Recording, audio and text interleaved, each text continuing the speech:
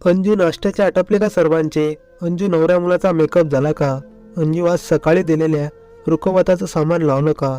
असे अनेक प्रश्न कानावर आदळत होते. मी एका कार्यालयात नातेवाईकाच्या लग्नाला आलो होतो आणि गंमत बघत होतो. एक सावळ्या रंगाची तरतरीत मुलगी हसत मुखाने सगळ्या प्रश्नाची उत्तरे देत होती. या पूर्ण समारंभात ती जबाबदारीने आलेल्या प्रत्येकाला हवं नको ते पाहत होती. तीच मुलगी अंजू असावी हे समजण्यासाठी फार वेळ लागला नाही. माझ्या शेजारीच माझी आत्या बसली होती. खात्री करावी म्हणून मी हिला विचारलं, आता कोण गे ही अंजू? अरे आपलं दूरचं नातं आहे तिच्याशी. खूप कामाची पोरगी आहे, पण घरची परिस्थिती खूप बेताची आहे. त्यात तिला वडील नाहीत. आई स्वयंपाकाची कामे करते. ही पोरगी शिकत आहे. तेवढ्यात अंजू आमच्याकडे आली. नाश्ता झाला का? हो झाला. किती धावपळ करतेस, बस जरा. नको थांब, तुझी ओळख करून देते.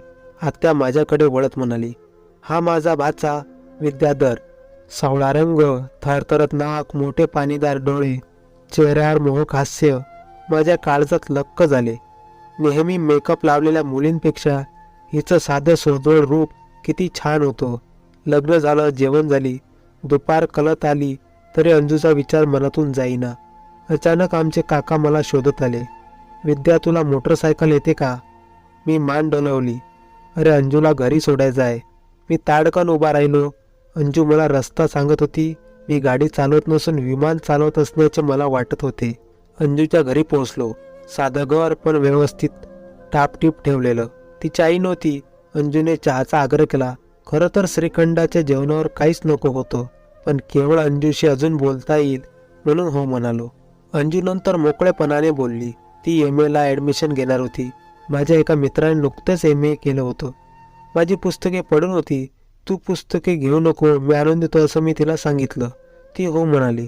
ती पुस्तके देण्याच्या बहाण्याने आणि इतर कारणाने मी अंजूकडे जात राहिलो. ती नेहमीच मोकळेपणाने बोलायची, पण अंतर राखूनच. तिने आई असतानाच यावं असं प्रत्यक्षपणे सुचवलं. हो मी ते मानलं. बरेच दिवस गेले. मलाही नोकरी लागली. अंजूची MA फायनलची परीक्षा झाली. शेवटी मी एकदाचा सोक्ष लावायचा ठरविला. एकदा ठरवून तिची आई नसताना तिच्या घरी गेलो. तिने दरवाजा उघडताच आई नसल्याचे सांगितले. मला तुझ्याशी बोलायचं आहे. तिच्या नाराजीकडे दुर्लक्ष करत मी आत शिरलो. मी विद्याधर, वय 25, बँकेत नोकरी करतो. पगार 40,000 आहे. पुढे वाढण्याची शक्यता. आर्थिक परिस्थिती उत्तम. स्वतःचे घर. कोणतीही व्यंग्य नाही. मी हे सर्व एका दमात बोलून गेलो. माझ्याकडे आश्चर्याने बोलत अंजू म्हणाली, पण तू हे मला का सांगतोयस? कारण मला तुझ्याशी लग्न करायचं आहे. माझ्याकडे पाहत अस्पष्ट ती पुटपुटली, ते शक्य नाही. सहजपणे ती हो म्हणणार नाही याची कल्पना मला होती. का शक्य नाही? आपल्या परिस्थितीत फार फरक आहे. त्याचा काय संबंध? तुझे आई वडील मला सून म्हणून घेणार नाहीत. ते मी बघून घेईल. नको, तुझ्या वडिलांची मी दूरची नातलग लागते.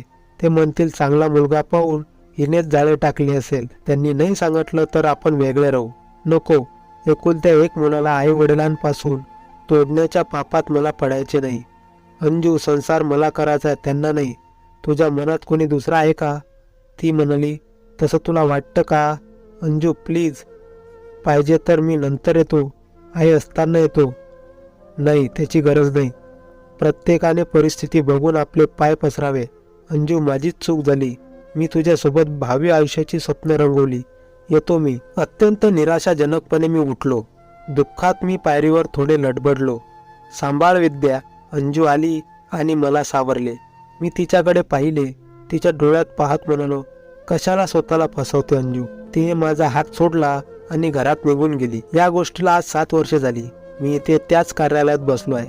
जुनेच डायलॉग ऐकू येत आहेत. हाक मारताना अंजूच्या ऐवजी अंजूतही असा बदल झाला होता.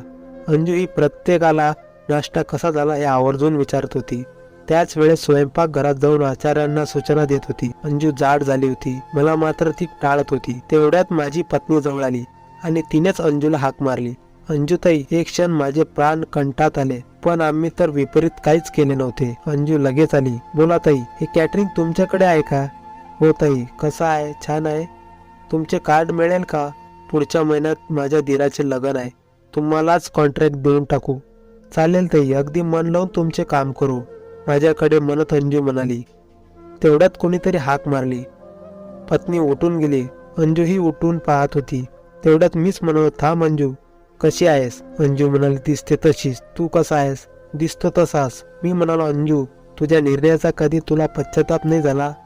नाही. लग्न ठरलं तेव्हा छोटी मोठी स्वयंपाकाची कामे घेत मी मदत करायला लागली आणि धंदा वाढू लागला. आज आम्ही दोघेही स्वतंत्र कामे घेतो. हाताखाली माणसं आहेत. एकेकाळी जे अशक्य वाटत होते ते सर्व आहे. बंगला, कार, बँक बॅलन्स, कदाचित तुझ्यापेक्षा जास्त. अजून काय पाहिजे? छान अंजू, मला फक्त एवढेच विचारायचं आहे, सुखी आहेस ना? होय, अर्थातच. हे वाक्य एवढ्या जोरात म्हटली की 4 लोकांनी आमच्याकडे वळून पाहिले. अंजू घाईने उठून गेली. मी सुन्नपणे बसून राहिलो. मीही तसा सुखीच होतो.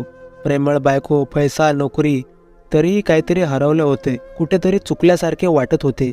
भानावर आलो. उतरलेला चेहरा आणि डोळ्यात जमा होऊ पाहणारे अश्रू लग्नात चांगले दिसले नसते.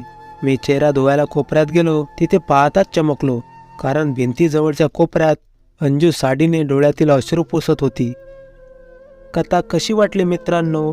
कमेंट करून नक्की सांगा आणि आपल्या चॅनलला नक्की सबस्क्राईब करा.